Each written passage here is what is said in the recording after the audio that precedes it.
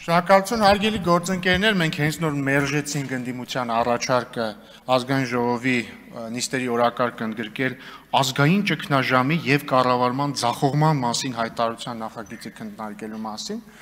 բայց մի հետաքրքիր իրոնիա կա էլի այս ամեն ինչի մեջ։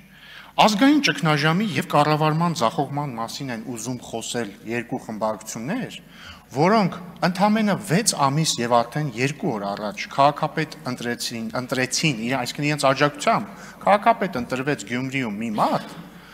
որին պահանջվեց ընդամենը 6 ամիս 1 օր ըստ հակակոռուպցիոն կոմիտեի, որպեսզի ինքը կաշառք լափի եւ բռնվի։ Փայլուն կառավարչական ունակություններ ունեք դուք այս երկու խմբակցություններով։ Ու եթե ձեզ թվում է, որ դուք ուղղակի կողքից sense աջակցում եք, ըստ ձեր լեզվամտածողության քաղ բանտարկյալ Վարդանիկին, դուք սխալվում եք, դուք ուղղակի չեք աջակցում, դուք ուղիղ քաղաքական պատասխանատվություն եք կրում ենթադրյալ կաշառլափության համար։ Դուք երկու խմբակցություններդ եւ ուժերը, որոնք ներկային ստեղ։ Ուրա Մարտուն Գրիգորյանը ուրա, ինքը ամենամեծ պատասխանատվությունն է կրում, որովհետեւ ինքը անձամբ էր մասնակցում Գյումրիի քաղաքապետի ընտրություններին, համայնքային ընտրություններին եւ ձայնը տվել է Վարդան Ղուկասյանին, որը ըստ հակակոռուպցիոն կոմիտեի 6 ամիս 1 օր հետո կաշառք է կերել կամ ուզեցել է ուտի եւ բռնվել է։